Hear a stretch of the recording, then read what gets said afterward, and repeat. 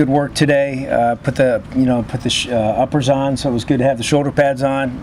Got a lot of work to do to get to where we need to be, and there's some good things going on, but the level and the standard of expectations got to be higher every day. And I felt like yesterday we had a really good day, and today we had just a day that wasn't as good as we needed to be. I like the way the kids ended up finishing it, but all in all, not as good as we needed to be. With that, any questions? What area specifically do you need to be better in? Everything. Got to get better at everything we do.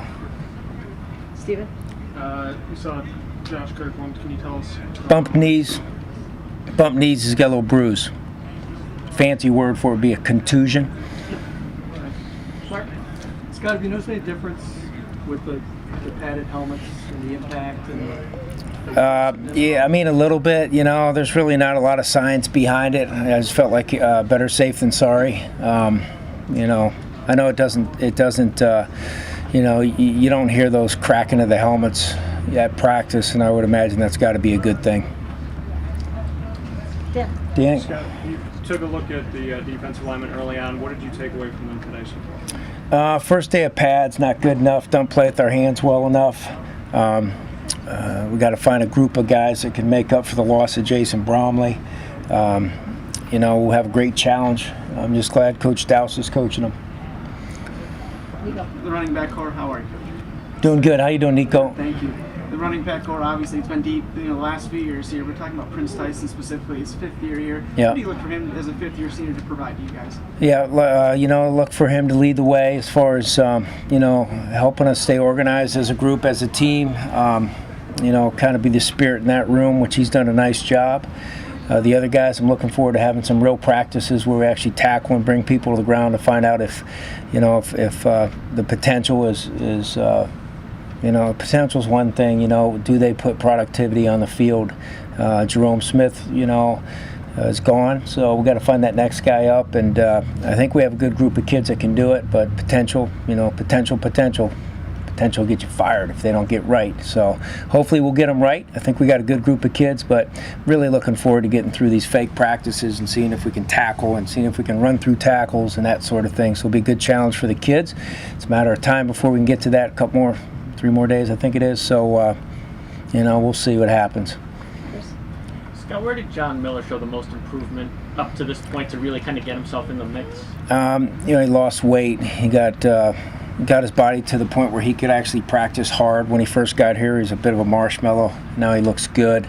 I think he even thinks he might get a date. So I think it starts with that mindset and, look good, feel good about the way your body is. And then he just made a decision to flip the switch and work hard. And I really like the way he took it over on the practice field, especially in the spring. And I'm looking forward to these next few days to see, where he really is. Doing a good job so far, a little inconsistent with his snapping on day one, but he cleaned that up the last 2 days. Would you qualify him as a surprise? I mean, a major surprise? No, I mean, just, I think I called him probably the biggest surprise in the spring. But that page is turned, and the real season's coming up on us. I've had a lot of real good spring guys over the years that never ended up being great players in the fall. So we'll see what happens. Mark? Similar question, Coach. Hi, Mark. Was about the running backs, the linebackers. How much is Dyson now going to be that guy that kind of spool has been?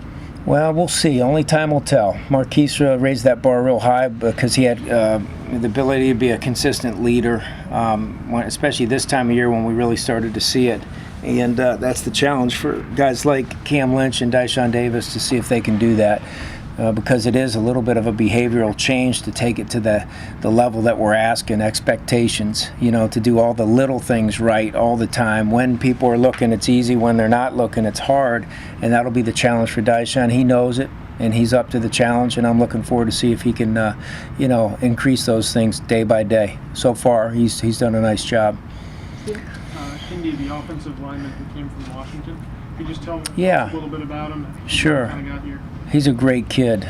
Didn't know who he was, and we had some alumni that were kind of friends of the family and stuff, and they heard that maybe he wanted to get out of Washington. They had a coaching transition, and And so, we watched, or he had a release from Washington, so we went and watched the videotape, and I said, he's pretty good, and then talking to him and getting to know him, quality young man, comes from a nice family, real sturdy character, and he's done a good job. It'll be a year before he can play with any type of game experience, but I like what he's been doing so far. Limited reps right now because we're trying to get the guys ready for this season, but really a great kid. I've really enjoyed getting to know him a little bit the last few days.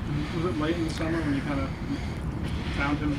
It started I don't know, kind of late spring, early summer maybe, something like that. Yeah, that I heard about him, but I don't think he got his release till a little bit later, which we weren't able to talk to him, until we had that release. So it was definitely late, but I can't remember exactly what the date was.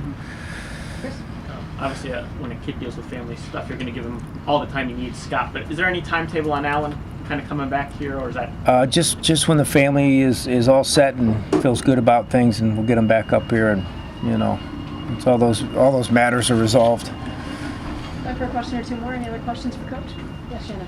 It seems like you have a little bit more competition this year among your receivers. Have you seen West embrace that? Step up a little bit more. Sure, he's embraced it, and he needs to. They all need to. I think it'll be an interesting situation with, the way the competition goes once we get into some live periods to see who can catch it in traffic and that sort of thing. But yeah, he has embraced it, and I've been pleased with the way he's tried to lead. Final question for Coach. Anything else today? Going back to the recruiting, how important are a player's personal qualities off the field when you choose a player to come play? Yeah, I think the kids that are most consistent off the field are the ones that end up being your most consistent players on the field. Now, consistency to me are the things that he can control. Talk to the kids a lot about, you can't control the hand you were dealt, who your parents are or who they aren't, what neighborhood you come from, that sort of thing.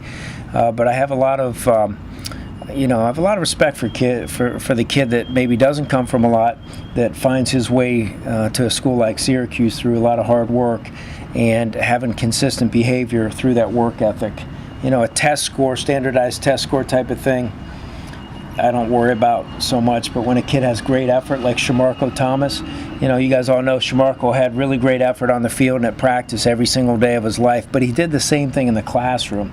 And it started, way back when we first started getting to know him. It was late in the recruiting process for us because we had just gotten hired, but early relationship with the two of us, and everybody talked about his consistent work ethic in all things he does. So that's kind of the way I look at that. Thanks, Good. Coach, very Thank much. you. See you Have a tomorrow. good night. We have Dyson.